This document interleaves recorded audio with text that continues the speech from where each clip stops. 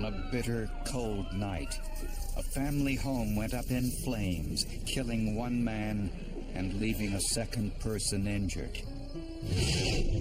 A witness blamed a kerosene heater. Local investigators suspected arson. Forensic science was needed to sort through the contradictions.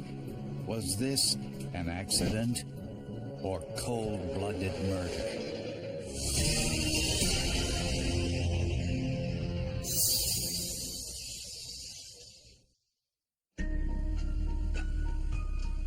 The weather in Jackson, Georgia, is usually warm most of the year.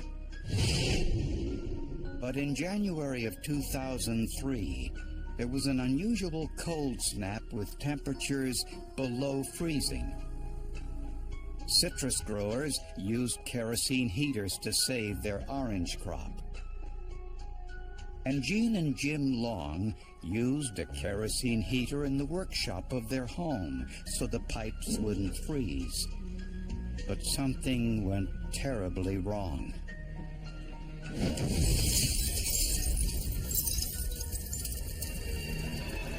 When firemen arrived, the house was totally ablaze. Jean Long had escaped the fire, but her husband Jim was trapped inside. My father-in-law came to the door to wake us. He said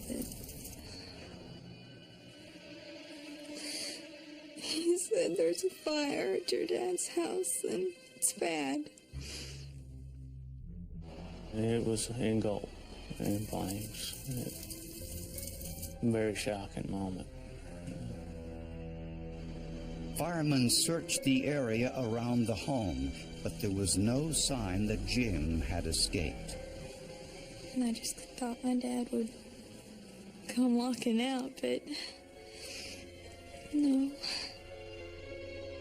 The Long's home was attached to a workshop Jim used to store the equipment for his tree trimming business. It, too, was on fire. After the fire was put out, the firefighters cut through the metal siding. They found the body of 53-year-old Jim Long. Almost like disbelief that was going on at that time. Just real hard to, almost like it was a dream that you wanted to wake up from. Jean was taken to the hospital where she was treated for minor scrapes and bruises. One of the bruises was on her chin. She told police that her husband tried to fill their kerosene heater with fuel, and then there was an explosion. He was covered in flames. She tried to put the fire out with her hands. Her gloves caught fire. In a panic, Jean said she ran from the workshop into their home to call the fire department. At the fire scene, investigators found the remnants of the kerosene heater. But the plastic fuel can was found outside the workshop door in perfect condition, inconsistent with Jean's story. And Major Mike Overby believed that the position of Jim's body was inconsistent with most fire victims.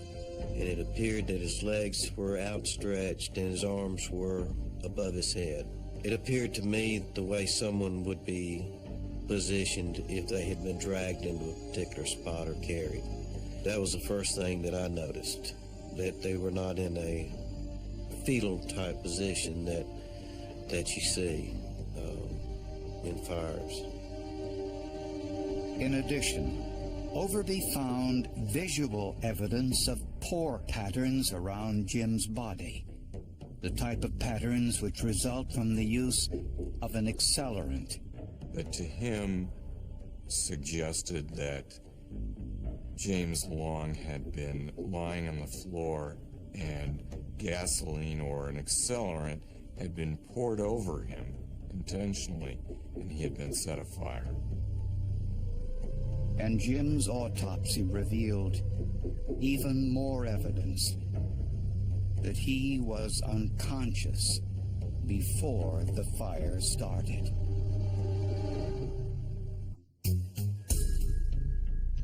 During Jim Long's autopsy, the medical examiner found something suspicious. There wasn't as much dirt, soot, and smoke damage in his lungs as one would expect in a fire victim. Mr. Long did not have enough of the chemicals that are found in the blood after a person dies of smoke inhalation for that to have caused his death. He had breathed some smoke. He had soot in his throat, but he had not breathed enough smoke to kill him. And Jim also suffered a fractured skull. Dr. Bill Bass, a world-famous forensic anthropologist at the University of Tennessee, was asked for his opinion. We have 3 fractures irradiating out from the same source, the source being the hole that is in the skull. That is an indication that there's been blunt force trauma there. It is not due to the fire. The cause of death was determined to be thermal injuries and blunt force head trauma. His death was listed as a homicide. Homicide investigator Major Michael Overby asked Jean Long to explain what happened on the night of the fire. Jean said her husband was filling the heater with kerosene when it exploded. You said that he relit it inside. Well, he didn't relight it. He was refueling it. He was putting fuel in it. With what? The kerosene. With what container? It was red. Yet the red plastic fuel can was found outside the workshop. All right, how did it get back outside? And Overby noticed that Jim's arms and legs were outstretched when he was found. Underneath Jim's body were several aerosol cans. There was one under his head, there was one under his right leg, and another one up under his back. And that appeared odd. That appeared, to me, something that could be used to accelerate the damage of the body in a fire.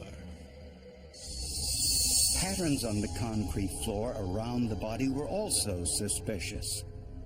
These are called pore patterns, right here. Absolutely nothing else on the planet makes these marks. Nothing. This is what it leaves, especially in concrete, when an accelerant such as gasoline is poured on something. You know what I mean?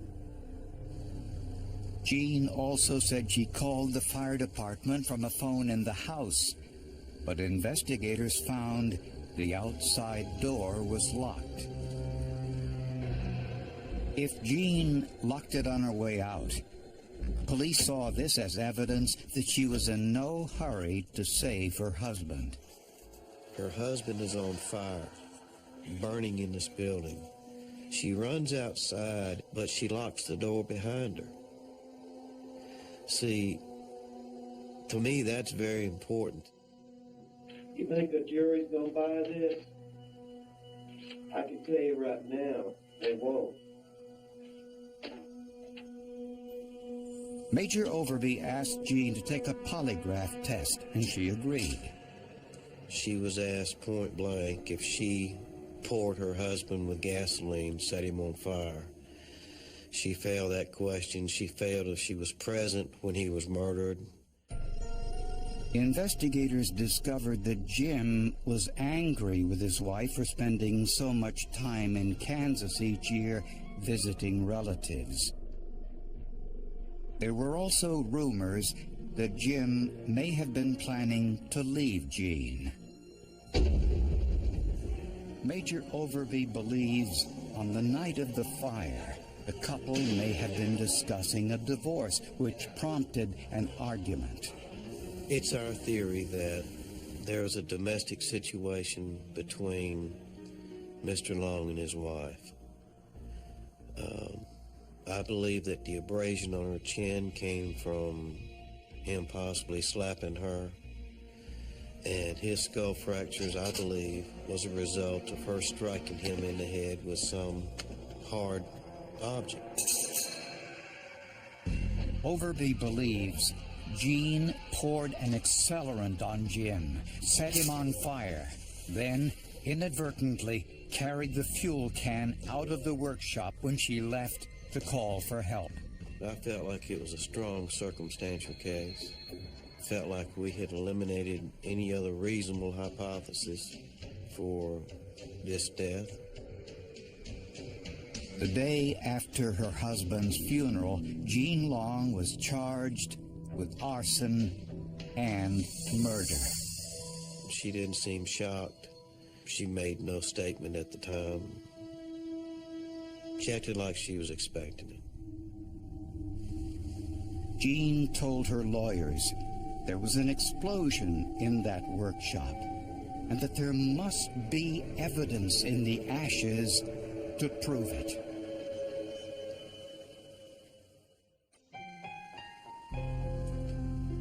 Jean Long's family hired defense attorneys Wade Crumbly and Barbara Moon for what they feared would be a long, difficult trial. Barbara Moon met with Jean in the county jail. She was a very broken woman. Started just twiddling her hands and shaking unbelievably. I thought she was very genuine, and I believed in her. It's just that simple. A week later, Jean's church managed to raise the money for her bail. Jean's family insisted that her marriage to Jim was a happy one. Jim's daughter from a previous marriage agreed. I was glad he met somebody and that he was happy and that he wasn't going to be alone. Anytime you seen Jim, you seen Jean. Seen one, you seen both of them. They went everywhere together. And Jean had no financial motive. Jim's life insurance amounted to less than $40,000. But local prosecutors were convinced this was an open and shut case. Their theory was she saw the opportunity to get rid of him and poured him and lit it and then made it seem or tried to tell everyone that it was an accident.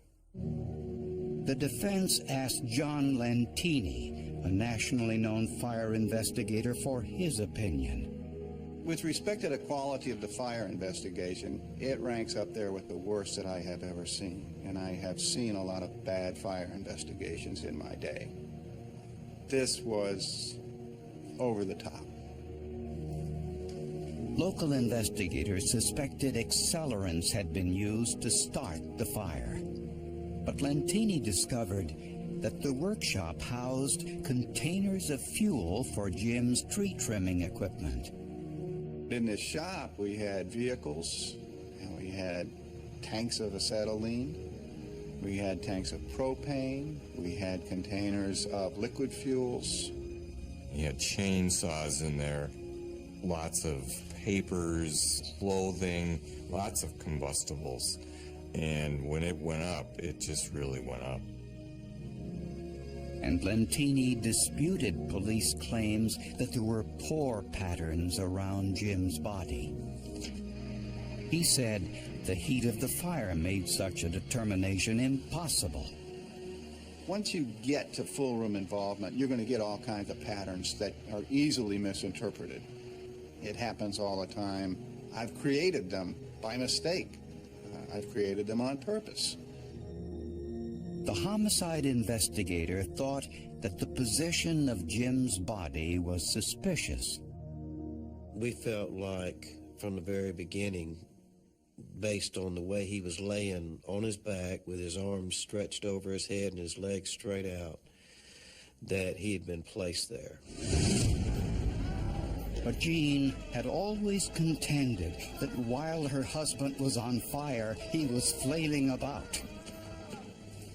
Was it possible that Jim struck his head on the metal table nearby, causing the fractured skull and knocking him unconscious? I can tell you that there is a blow to the side of the head that caused fractures. Now, who did that blow or how that blow got there, I can't tell you. Could he have fallen on the metal workbench? Yes, he could have. Lentini believes the charge of arson and murder had been a rush to judgment, and that the kerosene heater was to blame. Basically what you do is you fill this up with kerosene or diesel fuel. You throw a wick of some kind down in there. What happens when you have this lake of fire down in here is you're generating lots and lots of soot, and that soot coats the inside, and it itself will catch on fire like charcoal. So if you don't allow this thing to cool down sufficiently, that's pretty dangerous. In a surprising discovery, gas chromatography of the residue inside the heater's fuel tank identified gasoline and not kerosene. It takes more heat to ignite kerosene. Gasoline ignites at very low temperatures. The difference in flammability between gasoline and kerosene is just tremendous. And I've worked on a lot of fires where people misfuel kerosene heaters with gasoline and end up having big fires. Jean said they were using the heater outside before they moved it indoors. Since a gallon of gasoline is equivalent to 20 sticks of dynamite, when Jim poured it into the hot fuel tank, it caused an explosion, just as Jean described. The residue of gasoline inside that smudge pot was the physical evidence, and Mrs. Long's story was the eyewitness evidence. It fits together, and she couldn't have faked that part. The fuel canister found outside the workshop, which investigators found so suspicious, contained kerosene, proving it played no role in the fire. Prosecutors still believe Jean Long murdered her husband. But which version would the jury believe?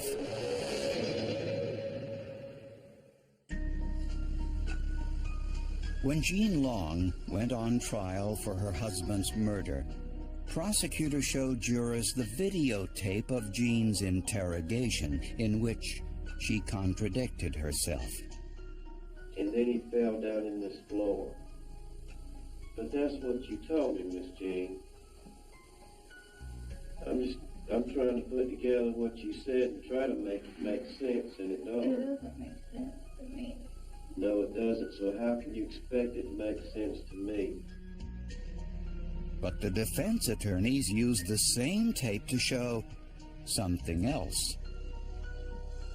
Major Overby employed a standard police technique when he ended the interrogation and left the room with the tape machine still running. In this situation, a suspect will often say something incriminating.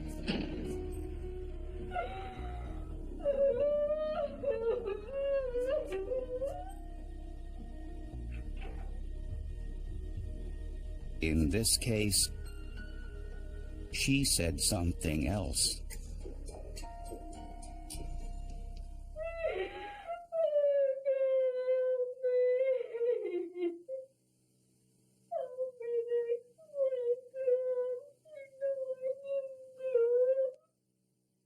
What Major Overby had hoped had happened, I think, worked against him. I think he was in hopes that she was going to say something to hurt her, incriminate herself. And what she did, she reached out to God and started begging for help to give her the strength to endure that hostile interview. The defense claimed that the fire was accidental, that Jim Long mistakenly filled the hot kerosene heater with gasoline, causing the explosion. Jean frantically tried to put it out, and when she couldn't, she ran to call for help.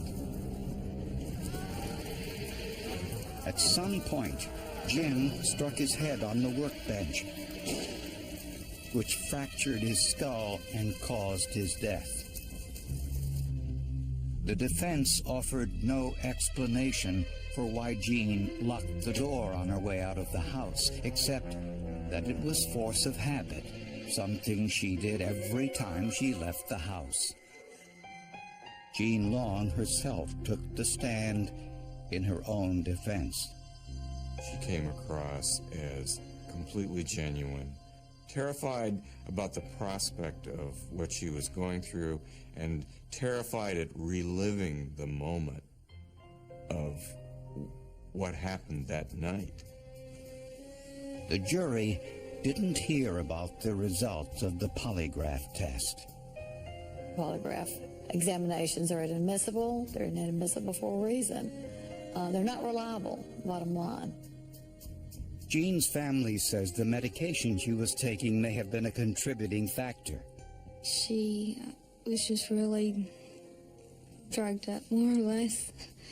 She was on the pills the hospital had given her to help her stay calm and to kind of take in everything. After 8 days of testimony, the jury deliberated for just 3 hours before rendering their verdict. They found Jean Long not guilty of all charges. This case never should have been brought. They should have consulted an expert. My training is in violent crime interpretation and crime scene interpretation and reconstruction.